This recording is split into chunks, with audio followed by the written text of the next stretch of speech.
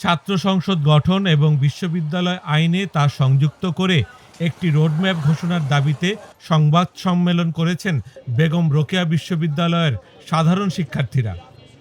৪ August সোমবার বিকেলে বিশ্ববিদ্যালয়ের ক্যাফেটেরিয়া এলাকায় এই সংবাদ সম্মেলন অনুষ্ঠিত হয়। শিক্ষার্থীদের অভিযোগ, ফ্যাসিস্ট সরকারের পতনের প্রায় ১ বছর পেরিয়ে গেলেও এখনও বিশ্ববিদ্যালয়ে ছাত্র সংসদ গঠন করা হয়নি। প্রশাসনেরও কোনো দৃশ্যমান পদক্ষেপ দেখা যায়নি। বিশ্ববিদ্যালয় সিন্ডিকেট মিটিংয়ে সিদ্ধান্তে একটা আইন করা হয়েছে যে লেজুর ভিত্তিক ছাত্র রাজনীতি যদি করা হয় বা বিশ্ববিদ্যালয়ের নাম নিয়ে ব্যানারও যদি করা হয়, সেক্ষেত্রে তাকে সে দলকে বা সেই সংগঠনকে শোকজ করা হবে। কিন্তু আমরা সে বিষয়ে প্রশাসনের কাছ থেকে কোনো প্রকার শোকজ লেটারও দেখতে পাইনি, তাদের সাথে বসতে দেখতে পাইনি।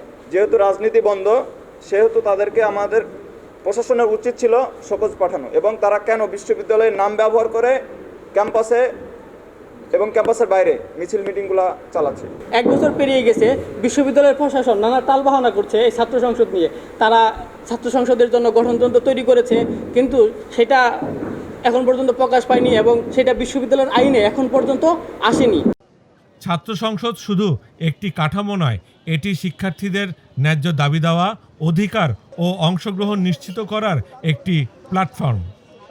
ছাত্র সংসদ বিশ্ববিদ্যালয়ের আইনে অন্তর্ভুক্ত করার জন্য যথাযথ কর্তৃপক্ষ বরাবর আবেদন করা হয়, কিন্তু আবেদনের প্রায় 3 মাস অতিবাহিত হয়ে গেলেও এখন পর্যন্ত দৃশ্যমান কোনো ব্যবস্থা নিতে দেখা যায়নি।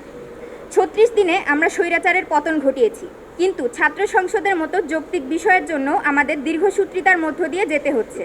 এটি শিক্ষার্থীদের জন্য অত্যন্ত হতাশার।